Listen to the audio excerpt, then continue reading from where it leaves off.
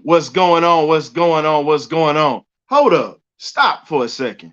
Before I get this video started and everything, for all my subscribers that is on YouTube, thank you for joining. For those who haven't joined yet, come on, man. Show your boy some love. Go ahead and hit that subscribe button for me. And for my panelists that are on Facebook and other streaming platforms that we are on, please go ahead, slide on over to Facebook just for a second.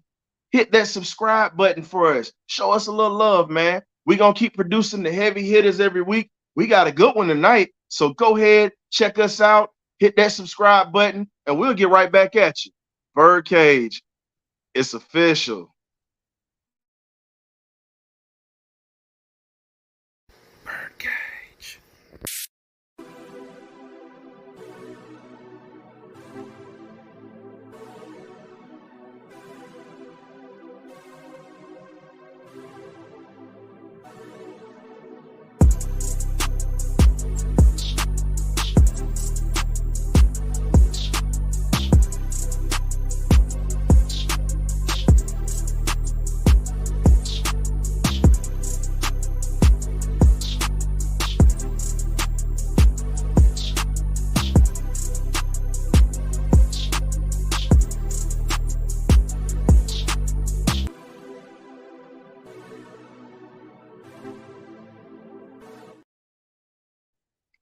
What's going on? What's going on, man? We got a big show waiting for you guys tonight, man. Tonight's special guest, former NBA, CBA, and FSU star, Mr. James Collins, who is now currently coaching at Andrew Jackson High School down in Jacksonville, Florida. You already know how we get down, man. Look, on the Perch segment, it's open to everybody, man. We show love to everyone. Even though this is a Falcons page, we still show love to all sports and all athletes that came through, man. So we're going to go ahead and bring him on in a little bit.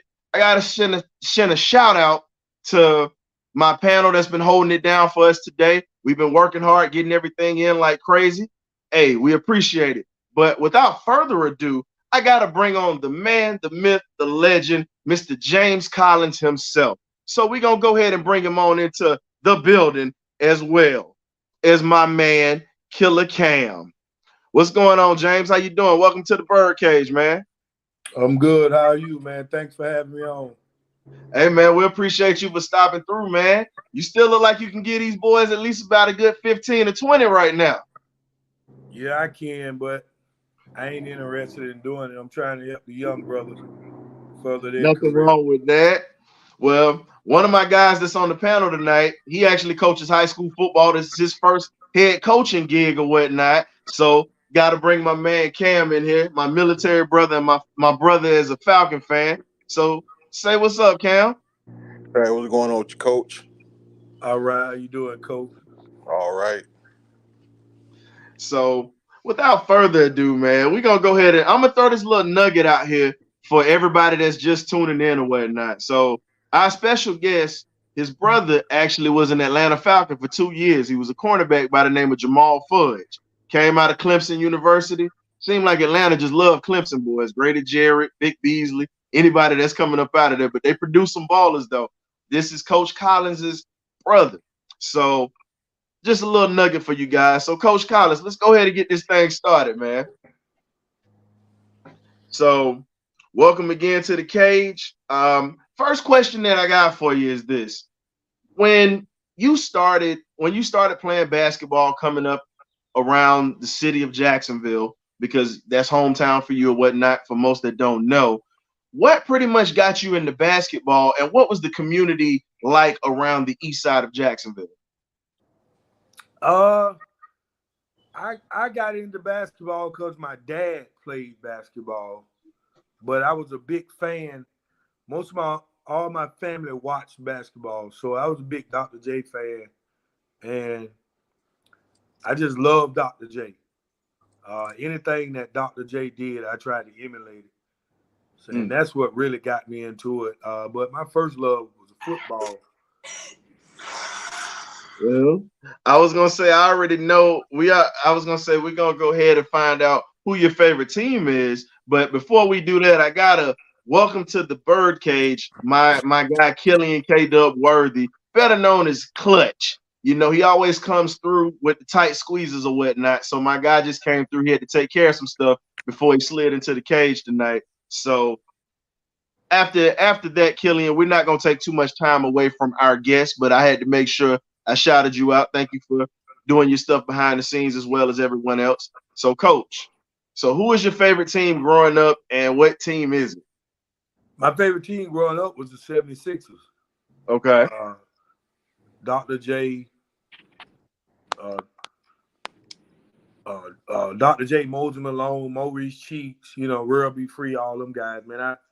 I was a big Dr. J fan, so whoever he played for, that was my team. So Philadelphia 76 was my team.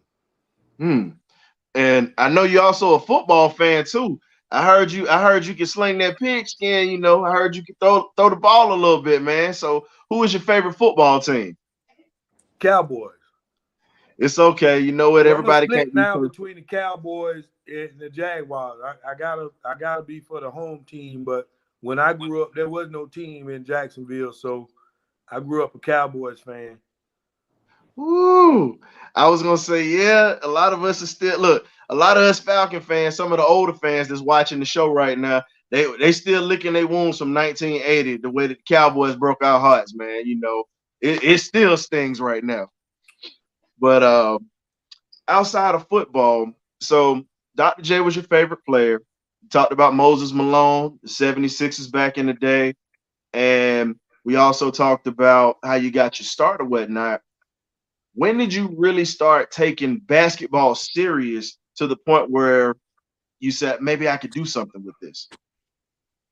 At age 9, when I watched Dr. J on TV and they say he made he made 3, 4, however many millions, or I was sold.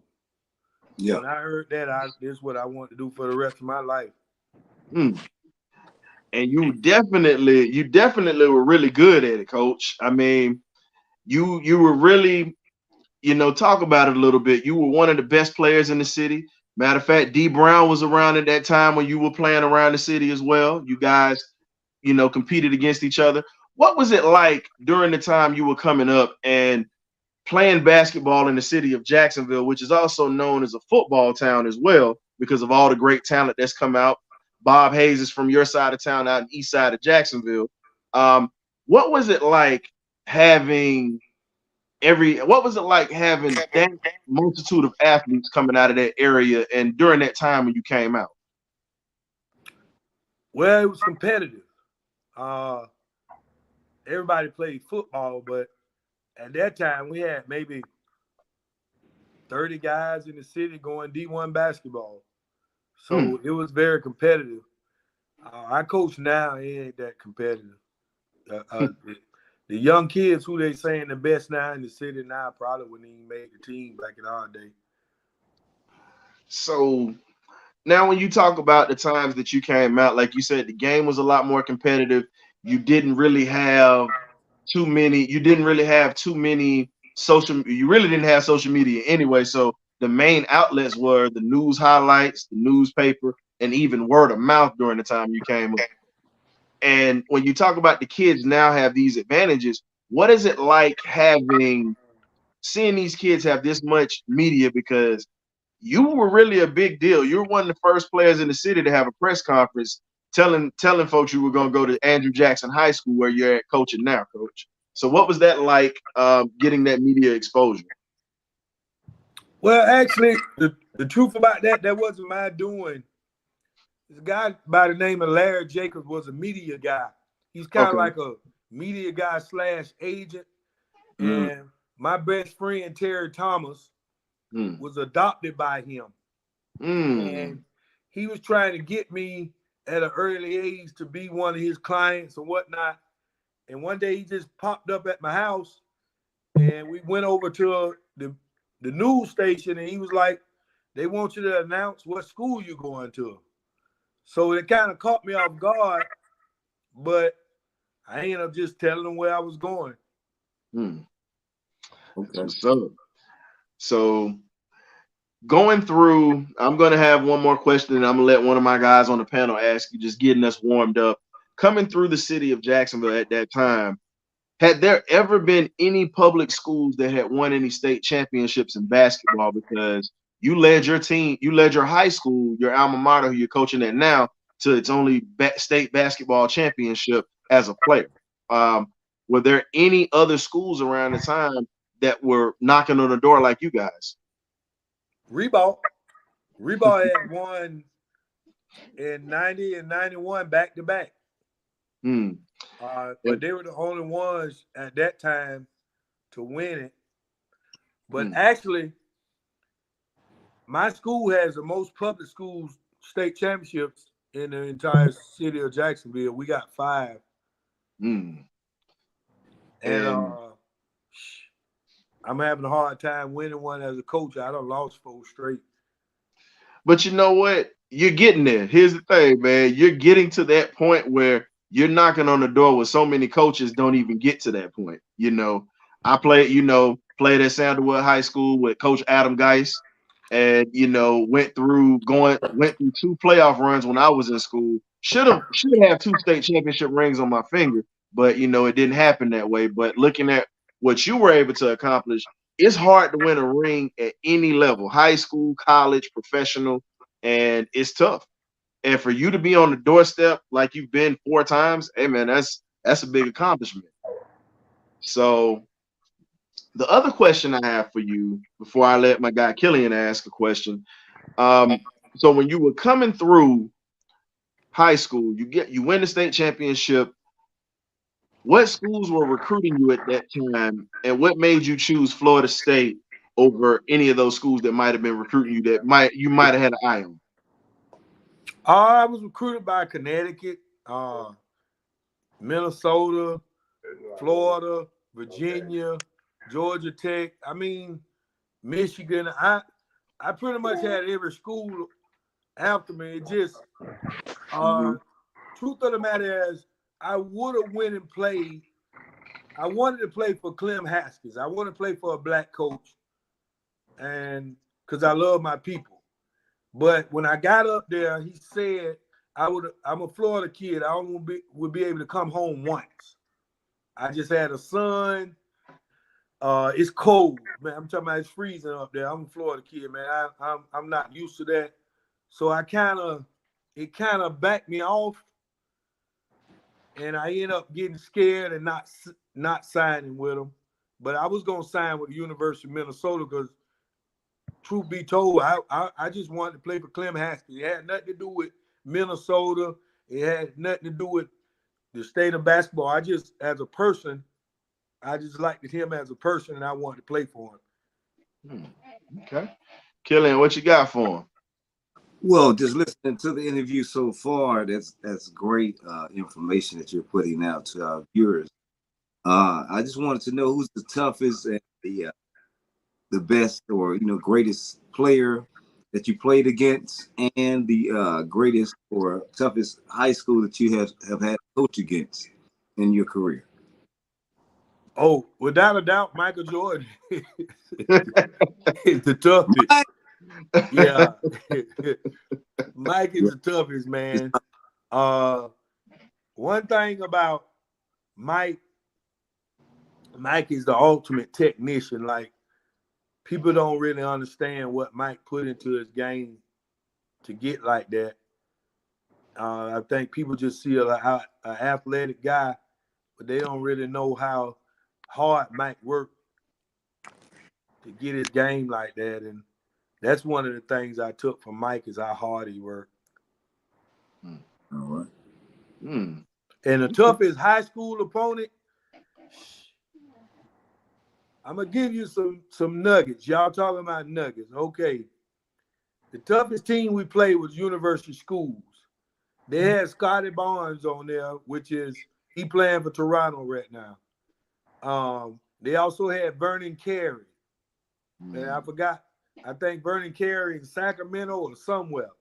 They also had both of Jawan Howard's sons, Chet and the older brother. They had another kid named McFarland out of he was from Memphis. He had to move down to Florida. They had this kid that's finna be a top 10 pick, Taylor Hendricks, who just coming out of University of Central Florida, Mm. and they had a bunch of more kids, man.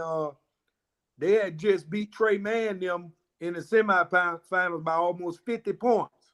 Mm-hmm. And they ended up beating us in the state by 25. They was the toughest team, man. They was like a revolving door, man. Whoever they put in basically was a D1 starter. Mm. Okay. So I want you to think about this. In the last 4 years, we've played 4 number 1 picks, 4 first-round draft picks, and we finna see Dylan Mitchell from Texas probably is going to be a number 1 pick. Taylor Hendricks is finna be a number 1 pick. The kid that's at Houston, Emmanuel Shaw, he's probably going to be real good. We also played the kid that's at Auburn, Boone. Mm. Okay. And it's a few more kids, man, that around in college playing big time college basketball we done played against. Like Juwan Howard's son is probably, I don't know if he's coming out, the younger one.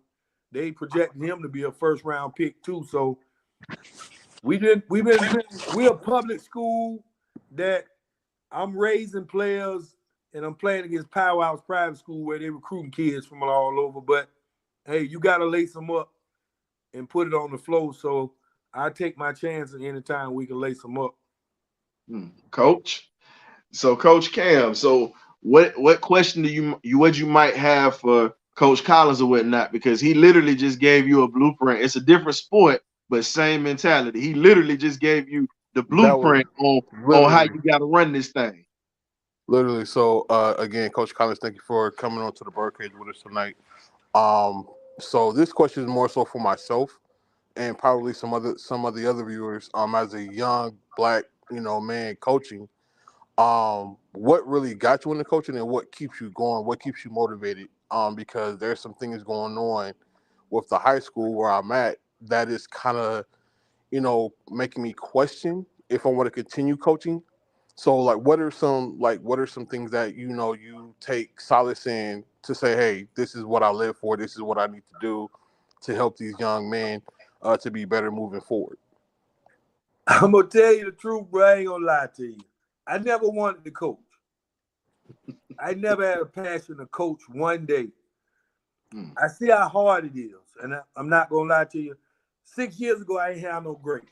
I ain't had one single drop of grade.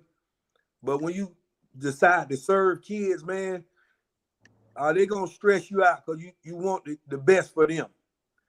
What keeps me coaching is I'm a black male in a society that says we're nobody. So I gotta make sure my kids understand not only who we are, but what we are. What I mean by that is we kings, bro. We the one made everybody. Blacks made everybody.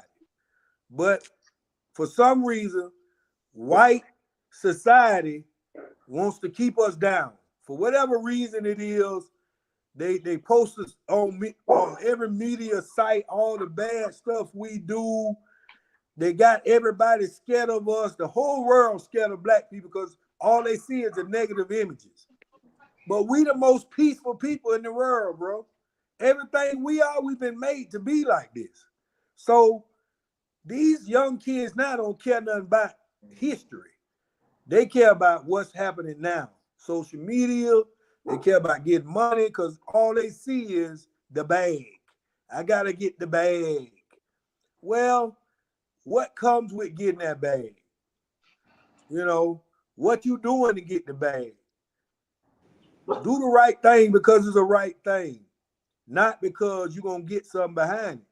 So it's some values that I was taught that I'm trying to teach the kids. I don't have a bunch of D1 players on my team, but in the last 8 years, I've sent every single senior I had to college, whether it was on academic scholarship or athletic scholarship. So I'm raising young men. I ain't really raising ball players. I'm raising young men. So my thing is, I want to win every game, but I want my kids to win in life. So if they can win in life, I feel better.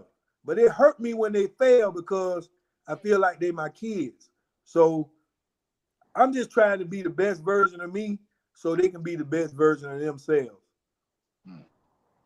But my thing to you, coach, you got to be who you are every day. You can't change.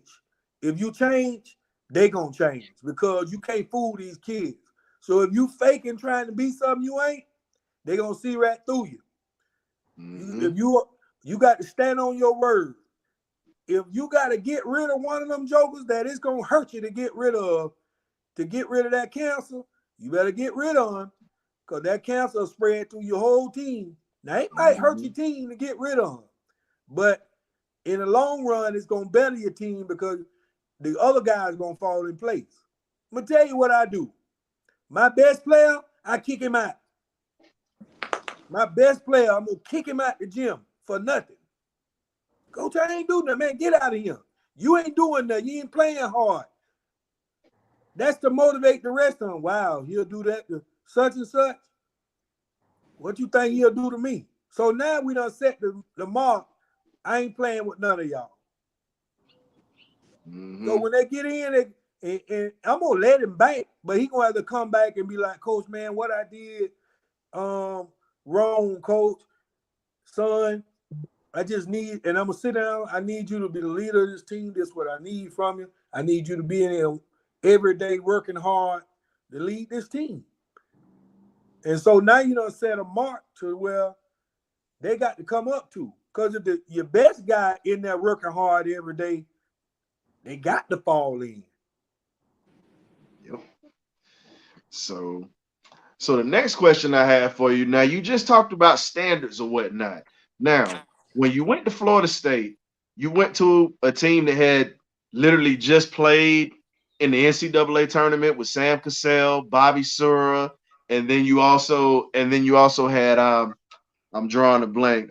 Cooper came when you were there, right?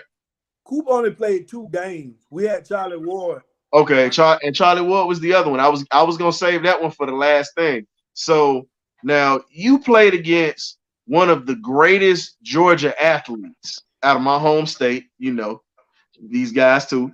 Charlie Ward literally should have not been at Florida State. Charlie Ward should have been a Georgia Bulldog. We all know this. It hurt our feelings when he went to FSU, and we're proud of him because he represented and showed, hey, his ballers in South Georgia too. Bobby Bowden made a living off of that. Ron Simmons was his first big player.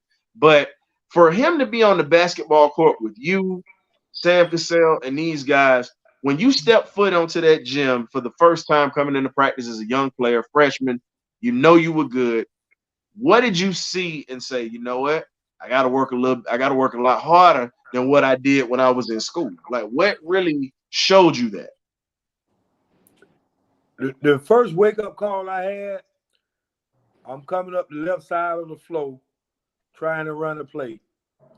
Bob Sura stole the ball so fast from me. It was like I didn't even know how to dribble.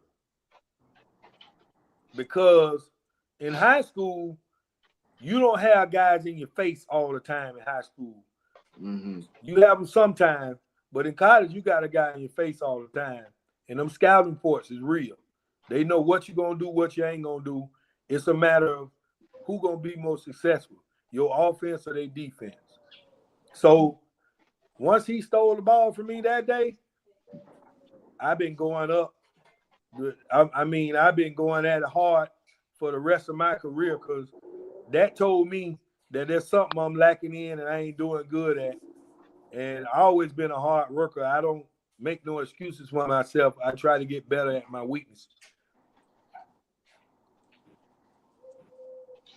Man, when you really look at that, and you're talking about guys that were first round picks who had long careers just like yourself, and you got the experience that, you know, get back as we would say in the military, even as football players, fans, it's called baptism by fire. Sometimes baptism by fire is the best way to bring the best out of someone, to show them how to evaluate themselves. You know, we got a lot of fans right now. We're dealing with that right now with our quarterback, Desmond Ridder. A lot of us believe in him. I'm one of them. There's a lot of people that still iffy on him, but you can't judge him off of 4 games. Dude got a killer instinct. And as you said before, you got to get that wake up call, or you really have to be in the midst of that fire or whatnot to say, okay, this is what I need to fix. Because Ritter got better as the season went on. And it's like you did during your time at Florida State, you got better as time went on because you became one of the best players in the ACC during that time. And the ACC is no slouch conference for basketball. It's nothing but talent up and down the court. Where it used to be. Well, I ain't gonna lie to you, it's not like it used to be. Hey man, when I got to the ACC, it didn't matter who you played. I mean, you could play NC State, you could play Georgia Tech, you could play Wake Forest. You got to think about it. So, Tim Duncan and Randolph Childress at Wake Forest. Then you go over to Clemson. They got Rashawn Wright. They got what's the other kid? He come out with me. Greg Buckner. You go to North Carolina and they got Eric Salvador, Montrose, Rasheed Wallace, Jared Stackhouse, Jeff McGinnis.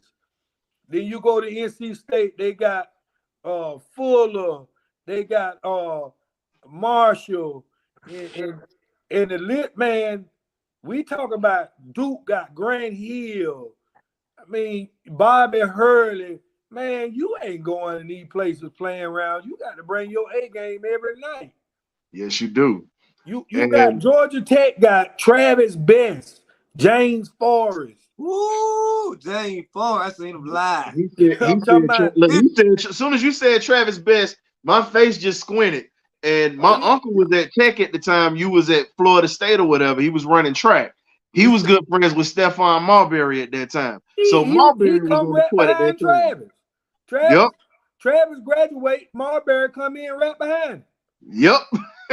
Hey, look, James Forrest played during my high school day. I seen him up close and yes, sir.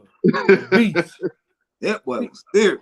Yeah. So ain't no night off. Like every night, Maryland got Joe Smith, X-Ray Hip, Johnny Rose, all these guys, man. If you don't come with your A game, man, you getting blowed out every night. You know, each and every night you got to play against a potential first-round draft pick. So I enjoyed every moment of it, man, because it made you a better player. Yep. And see, during the time you went through the ACC, that was pretty much, and half of us on here SEC fans. We got some ACC guys on here too. You know, FSU fans, Miami, but it's mainly Bulldogs. Got a couple of volunteer fans in here, but one of our guys on here, we talk Hawks TV. Shout out to y'all boys. Thank y'all for coming through tonight. One of my guys is from Virginia. He's a diehard Virginia fan, and they had Brian Sith and John Carter. He was just mentioning some of those guys, and he talked about Joe Smith too. I'm gonna tell you a story. Virginia coach Jeff Jones, man, if I wasn't such a Florida kid, I should have played for that man. If I went and took a piss, this man would be in the bathroom somewhere. It didn't, bro. If I went and played in Stark, Florida, in a barn somewhere, this man be showing up.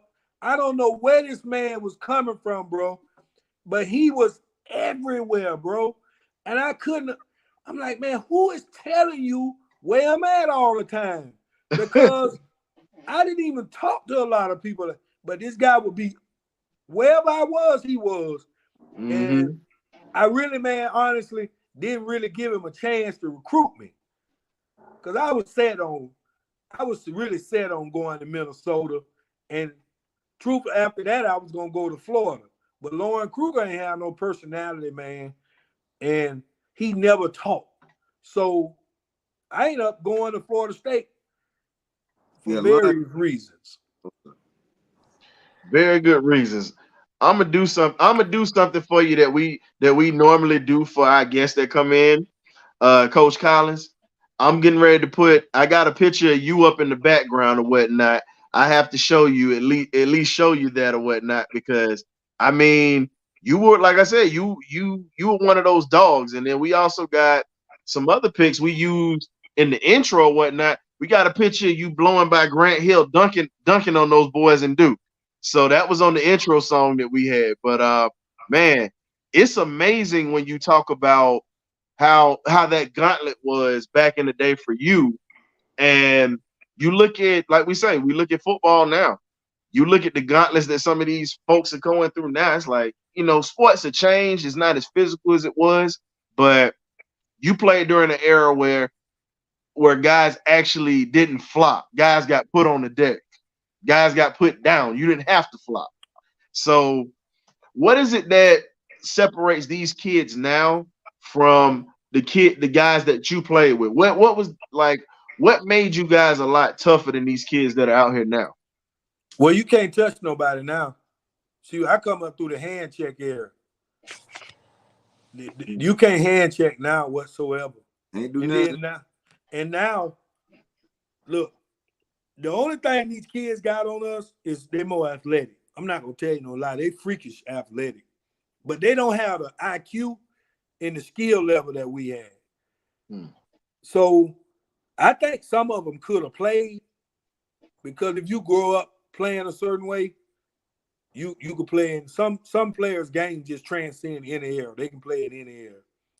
So it's a few of them that can play, but it's a lot of them that's good wouldn't have been good because they wouldn't have been able to take that physicality of the game. When you talking about you got to think about what Detroit and it wasn't just Detroit either. The New York, what they used to do to Mike. The Knicks, New York, Indiana, they used to beat Mike up. Boston, all these teams used to beat Mike up. And Mike spent a lot of years getting beat up by himself. So when Mike got help, look how much greater he became. Agreed. You gotta think about it. Mike, Scotty was a good player, but Mike made Scotty. Yeah, he did. Because remember, he had Charles Oakley at first as his protector. They brought him in as an enforcer. A lot of people don't know that Charles Oakley used to average about 22, 23 points a game down at Virginia Union. HBCU, by the way, ladies and gentlemen. We support those on this show. But a lot of folks don't realize that Charles Oakley changed his game because he wanted to make Mike better. That's probably why they're still best friends to this day. Just think about this. I'm gonna give you a story, man. Wilt Chamberlain, after 13 years retired. Wilt Chamberlain was about 49, playing pickup in Los Angeles in the UCLA gym. Magic Johnson had these pickup games. The score go back and forth. Wilt them beat Magic. Magic wouldn't get off the court.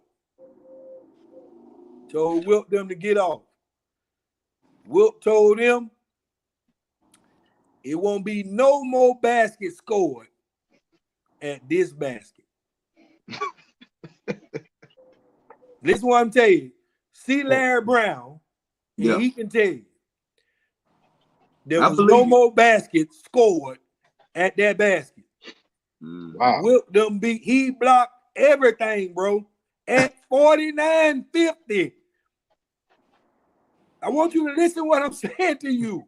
The man could have played another 10, 15 years. That's how good and freakish athlete he was. Wilt last year, he changed his game to help his team. Wilt could have did anything he wanted to do. Wilt could have been the all-time assist leader. He could have been the all-time rebound leader, and he was the all-time scoring leader. Yeah. What kind of player he was. He was just a bad. So the question is this. So why couldn't he never get past old Bill Russell, the man? Well, here's the right reason why he can't get past Bill Russell. Bill Russell got 8 Hall of Famers playing with him. True. He was on team where he was the man by himself till he got with Oscar Robertson and them type players and won a championship. Yeah. See, the same thing with Jordan. Jordan by himself, he couldn't do it. You playing against, hold on, man, Larry Bird, Parrish, Parrish, McHale. McHale, Dennis Johnson, Danny Ainge, M.L. Carr. You got all these players floating through. Detroit got Marco Guire,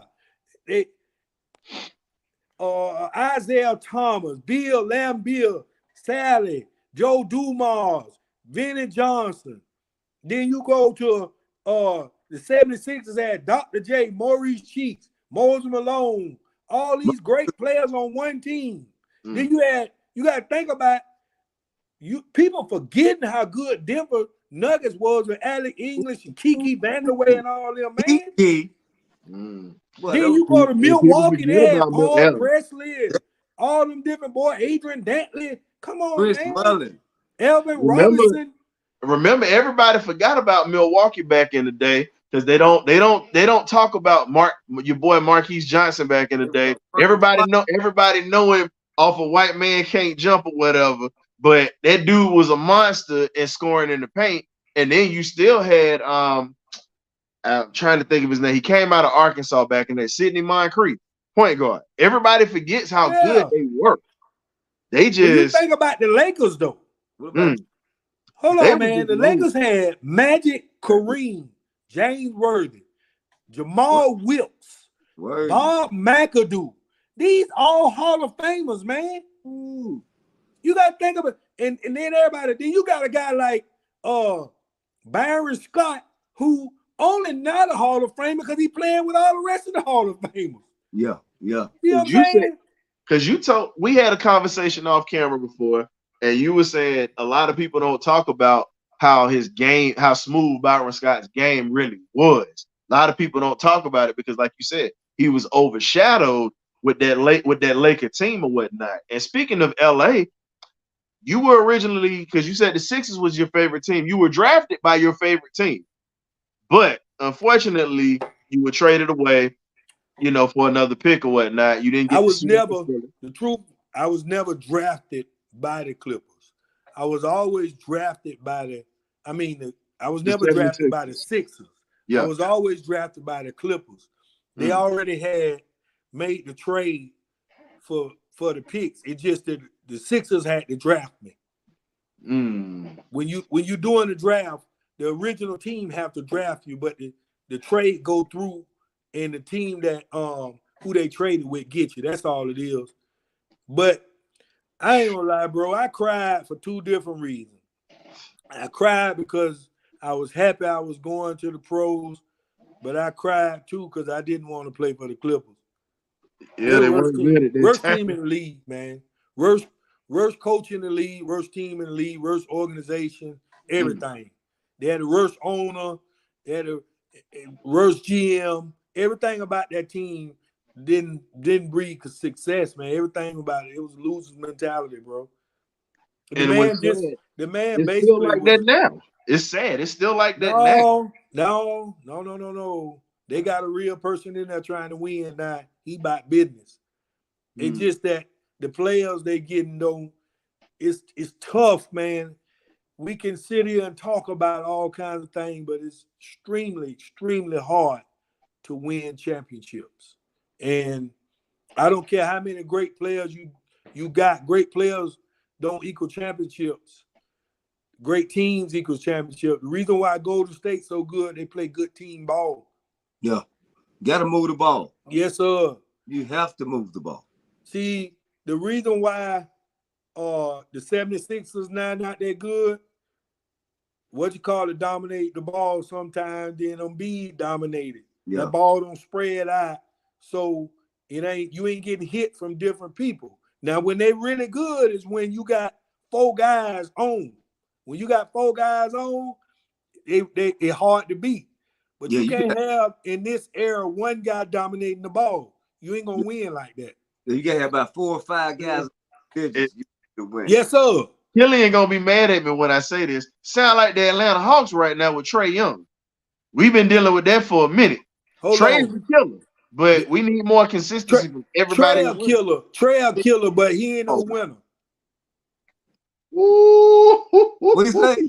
Did you hold up? My boys from We Talk Hawks TV, they gonna have their feelings hurt, but I want them to hear this. This is a former ball player right here, and my guy, it's a guy that's on here I that hate to agrees say with it, bro.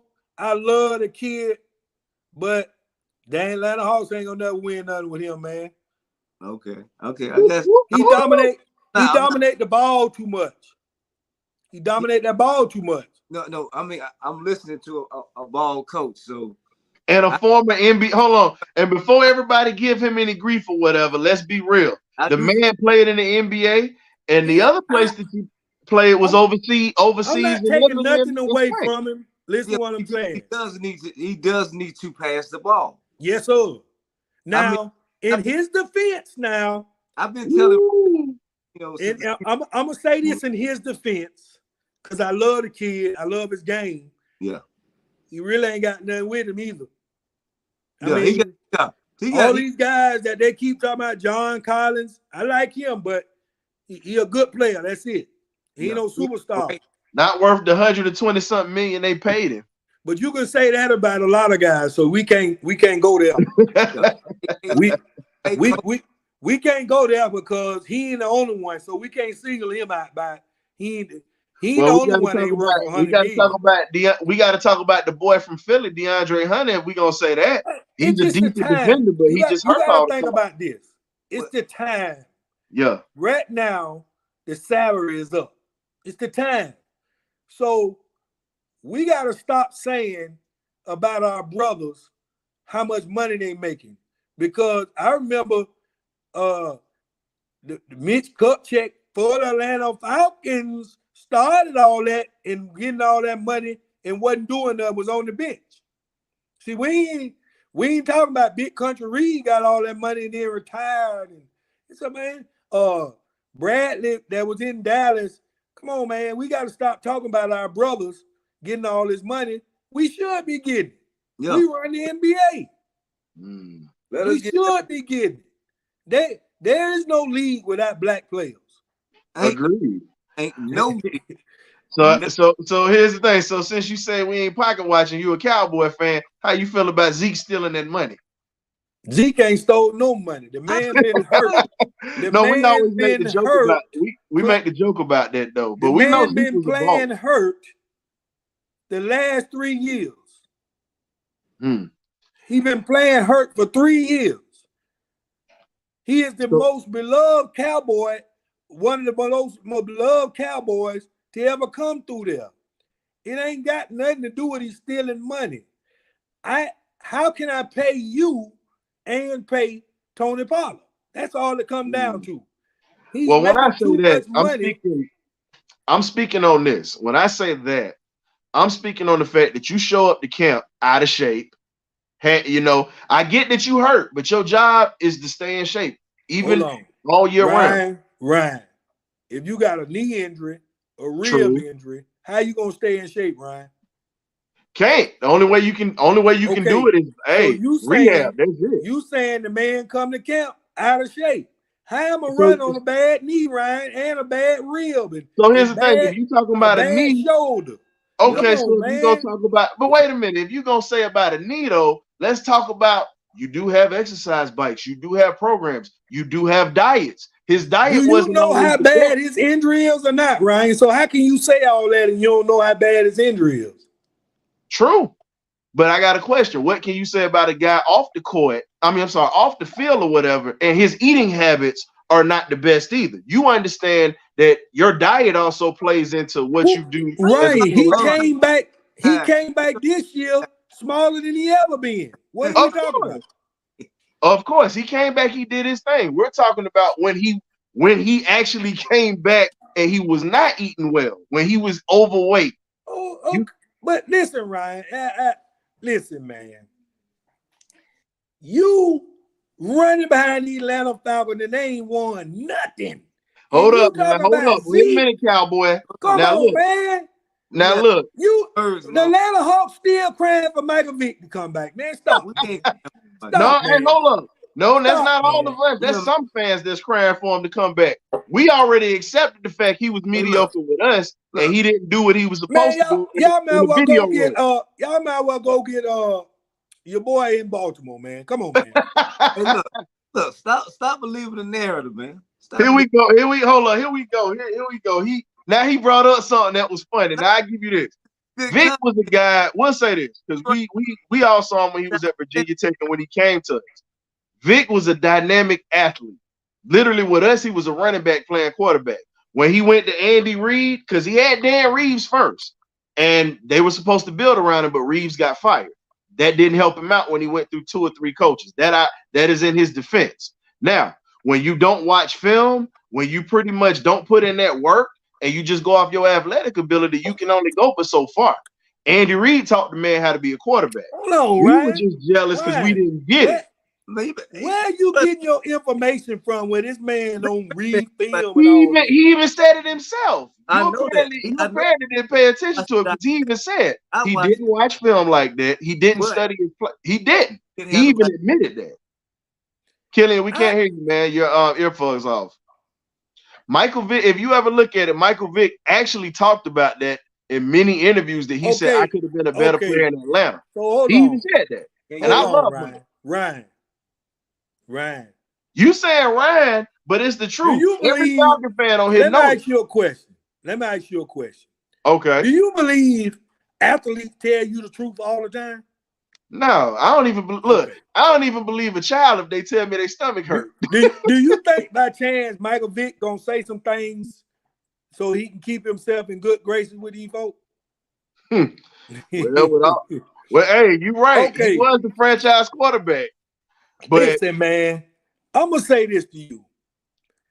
There are so many things in play when it comes to professional sports that you're never gonna know. Mm-hmm. Look at Lamar Jackson, right? Yeah. They're saying that they don't want to give guaranteed money. Do you realize every single owner done got together and don't want this boy on their team because they've gotten together. He's been blackballed. We can't give him guaranteed money because everybody else gonna want it too. Yeah. So he being blackballed.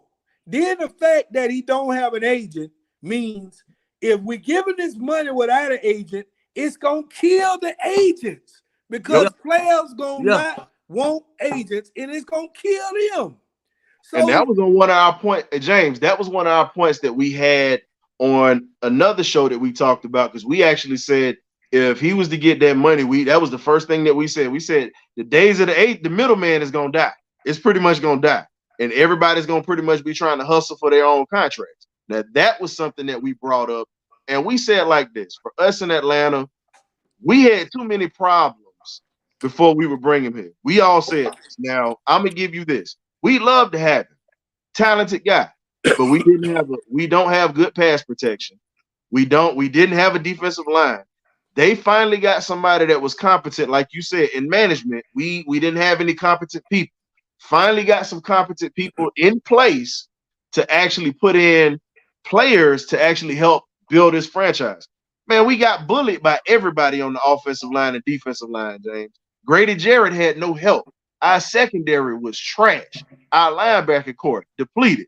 We traded our best linebacker over to Jacksonville because we couldn't pay him. Poyer Lewis literally led the league in tackles 3 years straight, and we couldn't pay the man. And the dude was a monster. So when you look at it, I'd love to have Lamar here, but I wouldn't want to put him and his talent in harm's way. He wouldn't do good over there. But think about this now. If Lamar Jackson is white, are we having this conversation? Yeah. Nope. Daniel Jones got paid. Let's be real. Daniel Jones got paid. Think about this. And wasn't even as good as Lamar. Name Lamar Jackson offensive line. You don't know because they're always rotating. He don't have no good line. Name me a really good receiver he got. Kid went down. Where's number 89? But the best receiver he had, they traded away. The best receiver, number 89, is Andrews. He a tight end. That's why I said that's the best receiver he got because they ended up getting rid of Marquise Hollywood Brown. They got rid of him. But hold on. Marquise Hollywood Brown just a burner. He ain't no route runner. Did you know he broke his foot? Because if you go back to him when he first came into the league, he was breaking everybody off on routes. He became he was breaking everybody off with that speed. See, and routes. He was slick with routes before he messed up his foot, James. He was like Terry Hill. He was a little bit like Terry Hill. And they both get cut on the dime, and literally they're solid route runners. But when he messed up his foot, that's when he relied on his speed. But look at him. They trade him away. You trade my best receiver away. How is that helping me? It doesn't help him at all. No, see, listen. They did this on purpose, brother. They did this to this boy on purpose. Everything they doing to him is on purpose. Nobody is gonna want him. He's gonna have to play for the $30-some million. $32 million, yeah. Because no other owner is gonna give him the guaranteed money. And they want 2 number 1 picks, and that's basically gonna destroy a top team.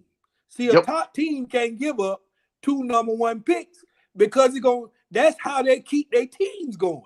Hey man, hey look, you know what the league is doing. You've been in a league.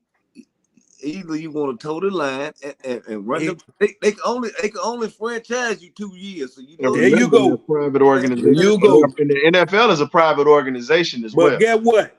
He wants to see. He done played 5 years, right? Yep. You don't want to. You really, honestly and truly, don't want to go into year 6 without a long contract. Reason why? The longevity of football players ain't good. He's reached the mark of the lifetime expectancy of a football player. It's 3 to 5 years. No, I know. Anything past that, you blessed. So I'm trying to find a happy medium for him. Right, got you. 3-year deal, and then in 3 years, if it works out for you, you go back and you negotiate another deal. I say the same thing, bro. Give me a guaranteed 135, whatever, for them 3 years, and let's see. We'll talk after that. Yeah, I'm taking the same deal. I'm doing the LeBron James deal. I'm doing like 2-3 year deals, and then we'll talk. I'm for real. The LeBron James. I'm with you. So because you gotta think about it. And He's finna play.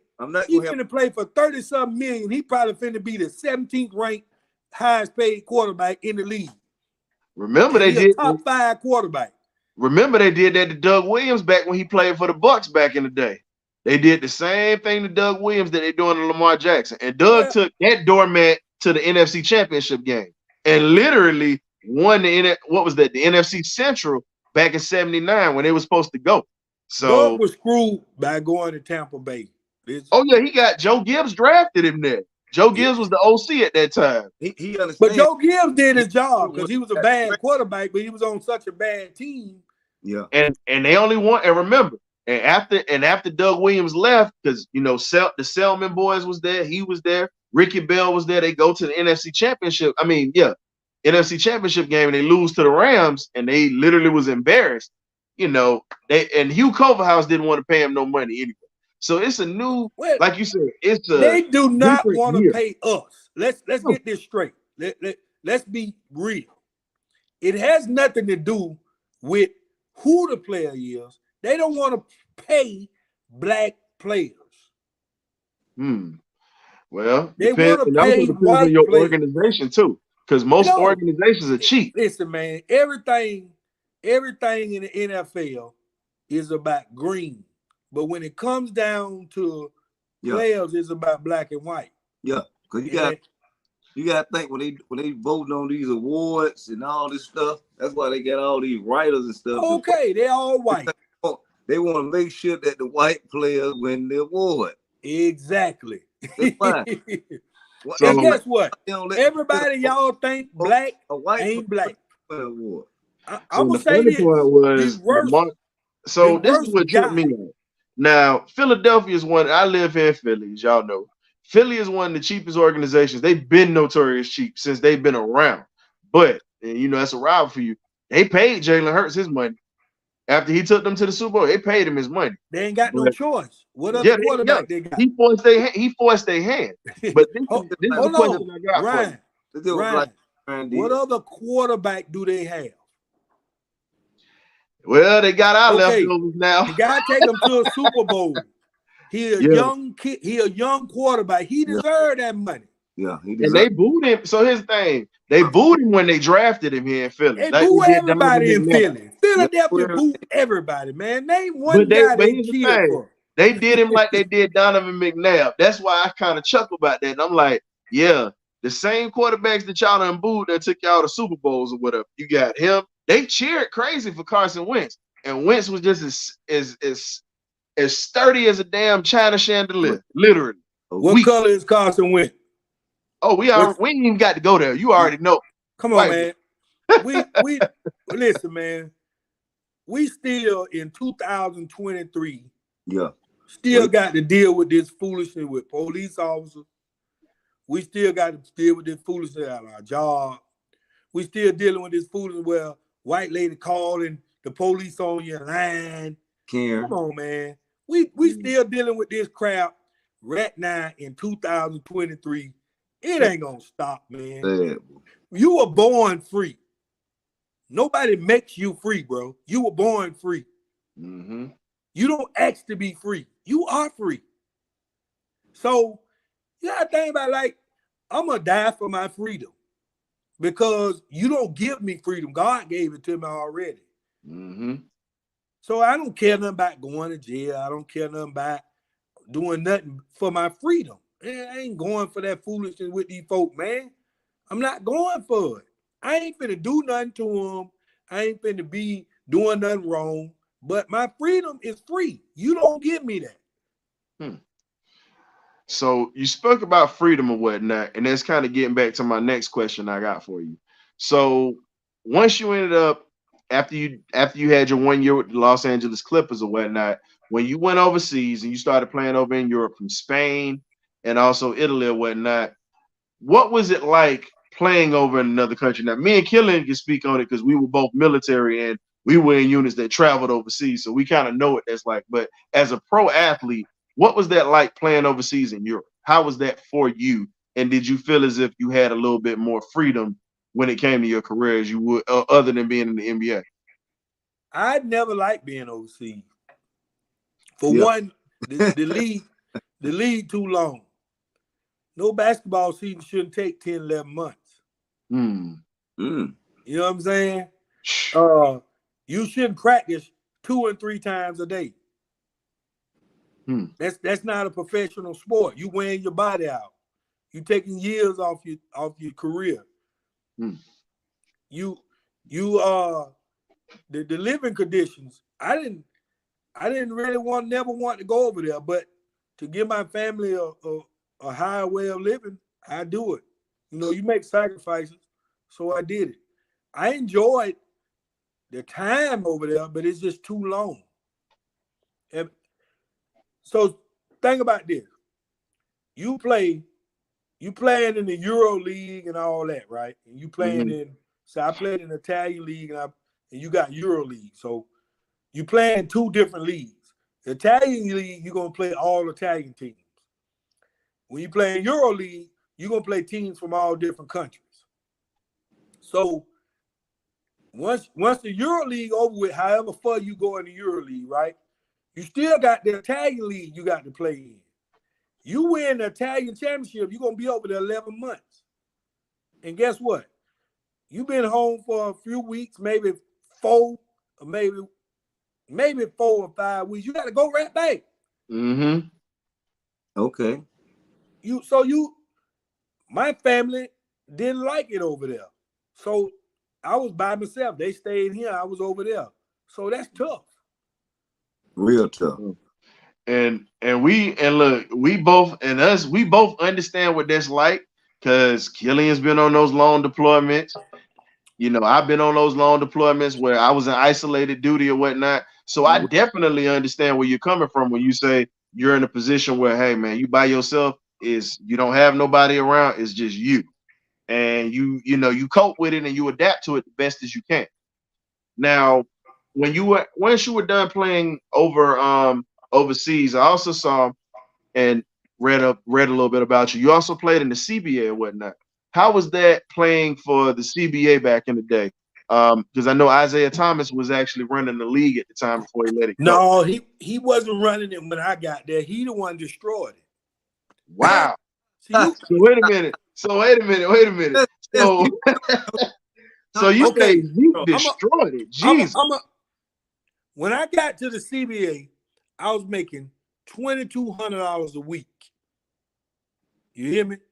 Imagine when he came in, we was making like $1,200, $1,300. Wait a minute. How come since you got here the money changed? And you gotta understand, listen what I'm saying. He didn't destroy it, but he did destroy it because not soon after they started making the D League. What happened to the CBA? It went away. You got to watch the games that being played. See, you got to pay attention, man, to what be going on in these sports and with these teams. These are the games they played. I don't know if he did or he didn't, but he probably was sent in to sabotage. Okay, I got you. You understand? I don't know if it was true or not, but the league went down after he left. Yeah, and he stayed having a job. And that's something that tripped me out when you talk about him having that job or whatnot. Because it's like a lot of people say that he was a shiesty businessman. A lot of people don't like Z. I don't know what type of businessman he was, but I know once he left the CBA, it went down, and it went down while I was playing. I mean, it's just a fact. I think the CBA stayed after he left maybe 5 more years before it folded. I mean, now who took over? The G League. The G League done took over. All them cities that had them teams don't have them no more. Like you take a city like Idaho and up there in Idaho, you take Grand Rapids, which Grand Rapids I think got a G League team. And you Yakima in Washington. Come on, man. You got a lot of cities, Hartford, Connecticut, Hartford, Illinois, and all these cities that normally had ball, don't have ball no more, man. Gary, Indiana had a team. You got a lot of cities that had teams that don't see the light of day. That was kind of one of the entertainment that was for them people in them cities. Fort Wayne, Indiana. So what was the support like? Now we talk about that or whatnot. What was the support like in the CBA league when you talk about these small towns and these teams and whatnot? How was the fanfare? Were they very supportive of these teams? Kind of like how you got your NBA teams? Oh yeah, man. Listen, these people treated you like you was in the NBA when you was in the CBA. Yeah. You talking about small cities though, Ryan. We ain't talking about real big cities. We talking about small cities where this one of their forms of entertainment. Like it probably is the best entertainment in the city. Because they got a team. So you're like we're saying about G League or whatnot. Wilmington, Delaware, the Philadelphia 76ers has their little farm system team that Matt McClung, who won the slam dunk contest, he plays for. They gave him a contract to rep the Sixers to dunk, but he's playing right now in Wilmington, Delaware. They got that team that's in that little small town. But it's only 30 minutes outside of Philly, so it's really not even, I wouldn't even call it a small town. That's an extension of Philadelphia because it ain't that far from Philly. But it ain't Philly though. But still, like you said, these small towns. But think about it. Think about this. You ain't gonna get no basketball in Wilmington, Delaware, unless in that G League team there. Yeah. You're gonna have to go to Philadelphia to see their basketball. They don't have to go now. They can get a piece of the NBA because the Sixers gonna send guys down to Wilmington, Delaware, off on two-way contracts, and they'll get to see a guy who playing in the NBA that's from the NBA. A guy that's trying to get back in the NBA who used to be in the NBA gonna play for that team. So you gotta think about, man, this is keeping these cities alive, and it's revenue. You think about it, it's Yeah. revenue. Revenue for the city. Yep. Yeah. You create jobs. It's a lot of stuff involved. It give you the teams in the city a team to rally around, just like how we rally around the Falcons, even though they ain't going nowhere. But in our mind, they going somewhere. Listen, don't tell him that. Listen, what you call it hurting right now, man. Cowboys ain't gonna win nothing no more, man. They don't like Jerry Jones. Them people tired of Jerry Jones. Cowboy ain't winning nothing no more. Yeah, man. he won't step back. I mean, it's like be the owner, but you gotta be the owner and you gotta control everything. Well, the downfall was when he fired Jimmy Johnson. Yeah. Well, when he fired Jimmy Johnson, that was the Cowboys' downfall. How do Jimmy you let Johnson go the knew man who to that brought you draft? success? So that killed the Cowboys when Jimmy Johnson left, and then Barry Switzer won a championship with Jimmy Players, but it was downhill after he won that one championship. Yeah, it's tough, but he got. I mean, I'm not saying he didn't do some things in the past where they won championships, but I think the games have passed him by. You let some of these younger minds and some of these newer minds to the game approach it and start picking some players and putting players in the right position and coaches in the right position also. Help you out. The number one thing, we can't get a good coach because he still wants to run everything. We need us a coach that has strong personality. He can say, okay, you go ahead and run the team, and let me run the front office. I can't run the team and run the front office, and let somebody come in there that's going to actually coach, and you ain't going to be all up in his face and in his ear. Man, step back. Let him do his thing. We need a good coach. Yeah. These coaches he getting now, yes, men. Yeah, that's exactly what I'm saying. You got your team figured out. That's exactly what I see from the outside looking in. Yeah. And see, for us as Falcon fans, we tell people all the time, right now, you got a guy that's got a stubborn personality. I give him that. And we were like, all right, now he's got money. We got to see what Arthur Smith is going to do in this draft coming up, because apparently our general manager actually, like I said, he worked from the ground up. He built and helped. Unfortunately, he helped build that Saints dynasty that was a thorn on our side for years in the NFC South. They ran it and helped them win a Super Bowl. So from him being on the ground up as a gopher all the way up to general manager, and his first job is in Atlanta, the pressure is on him. The pressure is on him right now to build these Falcons right now into a winning organization. Well, I got love for the Falcons because y'all owner gonna give up that money. And one thing about y'all owner, he ain't been able to pick the right GMs and stuff like that, but he'll pay you. Mm-hmm. So if this guy is as good as he built up to be with the Atlanta Falcons, and he can do what he did with the Falcons, what he did with New Orleans, y'all got y'all good ones if he can replicate what he done with the New Orleans. Now you always talking about, you said ain't enough of us in power or whatnot. They finally got a black general manager in the Falcons front office. First thing. But hold on. I'm just saying he should have been. Ryan. He should have already been. Here's what I'm gonna say. Are you, as a brother who like the Atlanta Falcons, gonna give him the chance to figure it out? Or you gonna beat him up and talk about him? Oh man, he did this, when all these other white GMs had time after time. Right. We've been saying this. I said this from the longest. I'm gonna give you this, because if you go back and look at any of my broadcasts, now you stepped on my damn toes. I gotta get you with this one. But seriously though, I've been sitting there clamoring for this gentleman because I said he's got to have time. He's got to be able to get in the players that he wants that is going to fit with this head coach that we have in this system. And he's got to be able to have money to do stuff. If you have no money, Matt Ryan's contract and Julio Jones's contract literally neutered us for the last 5 years, ever since that Super Bowl. Them contracts neutered us. So we couldn't bring in anybody. We couldn't really get rid of anybody. and bring in any kind of capital. So now that we have money, we've made some decent moves. Looks good on paper, but I want to see it on the field. Let's just be real on that. But now, see, what we got to get out of doing, Ryan, I'm going to say this to both of y'all brothers. When a white guy messes up, they don't slander him. They don't slander him in the mud.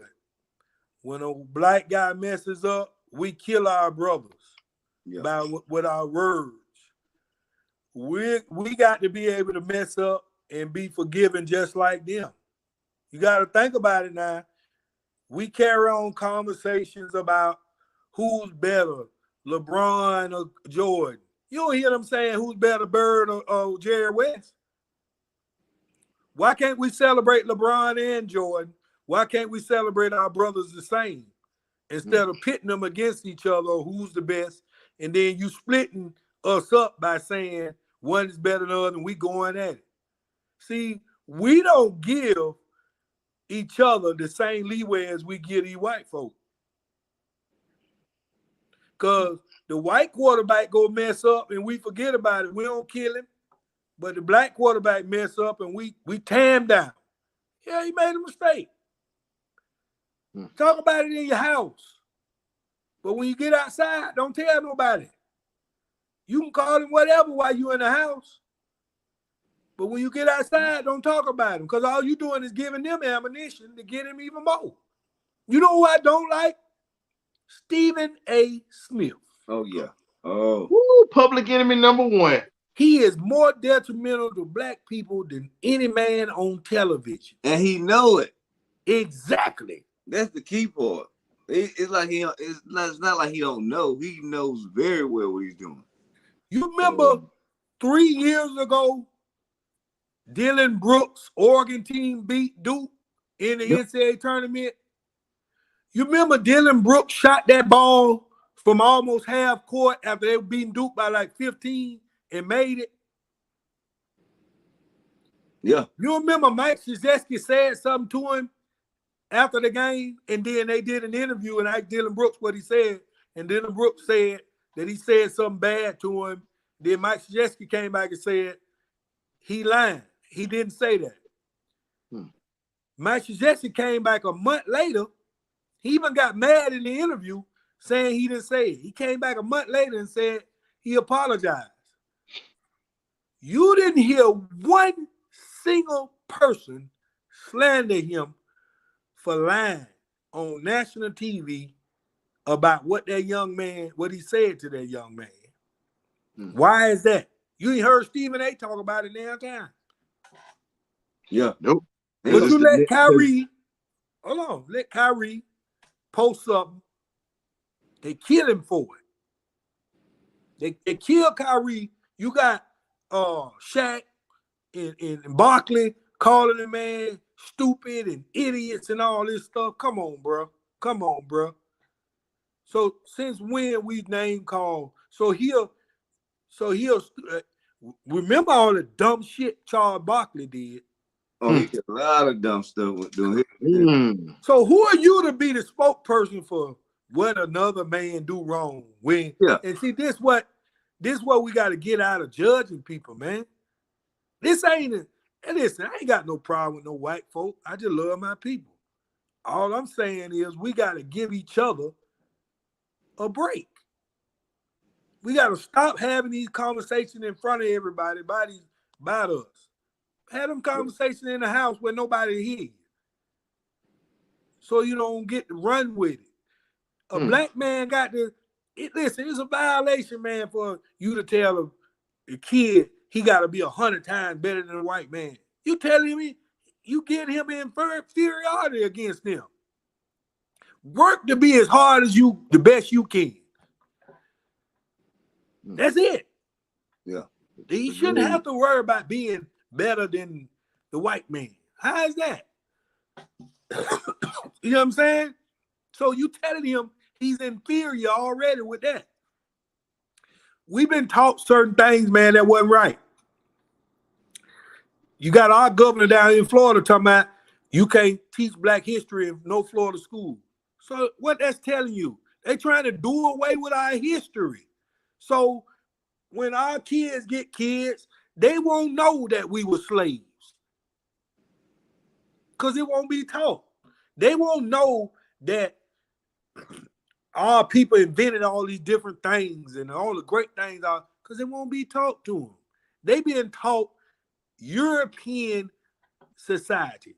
Oh, this whole world has been filtrated. Everybody on here, on this planet of United States is foreign except us. They told you you were a slave. Man, you're the American Indian. You're not in your family. D-Cub, tell me one of them told you you was a slave, or they told you you was Indian. Nope. Your grandma, your granddaddy, they told you that their parents were what? Indians, right? Mm-hmm. Great grandparents, so Creole, all that stuff. Where did this slave thing come from? It's a lie. We was the slave. The Indians was enslaved by them. They killed most of us and they enslaved the rest of us. They let white folks pay $5 to become Indians and then gave them reparations. Well, here's the question I got for you. When you speak on that, now you're in a position of leadership. The question is this: do you have a lot of individuals? And this is my question, with all those young men that you touch every day, because we got to wrap this up. With those individuals or whatnot, what is something that you teach these young men how to survive, not only as athletes, but in life as young black men? Because majority of the kids that you coach are African American that come out of your program. I'm teaching my kids how to be the best version of themselves, man. There's no science to teaching kids. Stand on your word. If you say it, you do it. If you can't do it, you look a man in the eye and say, I can't do it. You work hard and try to be the best version of you. Stop trying to be someone else. I can't live your life. You can't live mine. Mm-hmm. I can't mimic your life. I can take some things you do right and do them, but I can't be you. Now I can take some things you do successful and make myself successful, but why am I clocking what you got? Why am I worried about what you got? I could get my own. Mm-hmm. Mm-hmm. You understand? I'm teaching them discipline. I'm teaching them how to try to conquer your emotions and your desires. Because the number two things we struggle with in this world is our desires and our emotions. Your emotions make you fly off the head and you go hurt somebody. Mm-hmm. Your desire calls you to buy something you don't need, put yourself in debt. That's the American way, is to put every person on this earth in debt. Because now you're a slave. Hold on. If you're in debt, you're a slave. Because get what? You got to go to work every day to get a paycheck from the slave master. The slave master ain't against white and black no more. It's the job. Mm-hmm. You're a slave to the job. Yeah. Because you got to get that paycheck to pay them bills. Yep, that's how I feel. Capitalistic country, as we always say. If you don't have it, they say, oh, you can borrow it. And when you're in debt, the capitalism sits there and it literally it sucks you dry. Takes time off your life, takes time away from your investments. So the United States, what they do, and y'all can go ahead and do. I'm gonna stop talking so much. But when listen, we got real talk in this on this platform from time to time. We definitely gonna have you come back during football season, so we can hear you talk a little trash anyway. You're very good at it, but I just, this was dedicated. Hold on. This was dedicated to you tonight, but I'm gonna let you know this right now. Don't nobody come in my house like you did just now. Just know that this was your warning. So just know everybody else Hey, get clapped in here. I'm, Chiefs I'm, get clapped. I'm the big But cuz, not the little cuz. that's okay. But guess what? Like my daddy say, if you ain't paying rent in this house, you ain't got nothing to say. I Well, got guess love what? for you though. Okay, I'm finna pay some rent right now.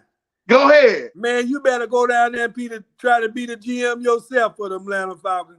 Actually, Right. I'm gonna tell you the truth. I actually want to be a scout though. If I got a chance, I would rather look and develop look at talent and give kids an opportunity. Not just the kids from the big schools. I said from the smaller schools that people overlook and the HBCUs that people always overlook. And it's so All I much want, talent there. all I want, Ryan, the number one thing I want my people to come together. Yep. I want to stop all the bickering. I don't have no problem with damn race. I don't even see race really, but you have to see it because they separate us. Yep. All I want is for mankind not to come together. You know, what that does is, man, that puts a premium on everybody and not just one race over the other one. Mm-hmm. I can't understand how all these groups get rights before we get them. How's that? All these different groups get rights before we get them. We still ain't law 1929, the Jim Crow law, all these laws still in effect. They not gone. The Constitution still not for us. So why don't we change these laws instead of changing? You know, the Civil Rights Act don't actually help you because it got to be proven. You got to prove those civil rights been violated. So how does that help us?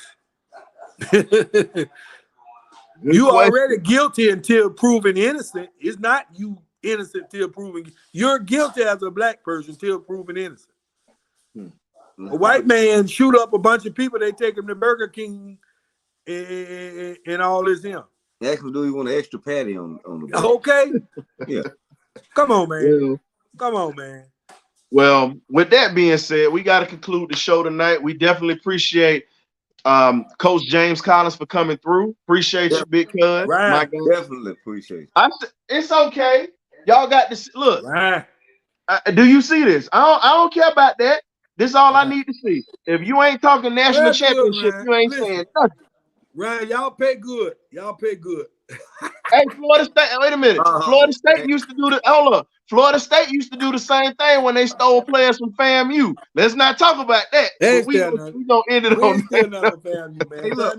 Yeah, y'all did. Don't even start that. FAMU. See, we'll have a whole other segment on here. Because them dorms are bad, man. So I gotta thank my guy. I gotta thank my guys or whatnot. Hey man, appreciate you having me, bro. Most definitely. We're gonna have a draft show coming up, so you know. Yeah, you're more than welcome to come this, through. man. Have me back on. Oh yeah, you coming? We got you. Look, we got you. We look. We booking you for the draft show, so make sure when the NFL draft is open, you come through. We got you. Maybe I can get my computer booted up then, man. I would have a problem. I guess Hey, it's okay. Better get that computer. We just happy. Look, we just happy you made it to see us, man. So it is what it is. My God, now, Mike, I'm gonna tell you right now, you gonna leave my cousin alone talking wide right. He's a Miami Hurricane fan. He's from Jersey, so he'll look confused. Well, don't worry about it. Their day's over with. We finna keep smashing them. But hey, thank you for coming through. And Killian, thank you for holding it down on the interview side of things, man. We appreciate it. For sure. And thank you, James, for coming through once again. So, ladies and gentlemen, this has been another episode of On the Perch. This is our interview portion of the BirdCage. We definitely appreciate what you do. We thank you for supporting us and whatnot. We're going to have a lot more interviews coming up, man. Y'all stay tuned, man. And also, last but not least, we got this BirdCage merchandise coming out. You already know what it is, man. BC is in the building. Y'all be easy. Y'all stay blessed. And we're going to see you next week. We love you, baby. Peace.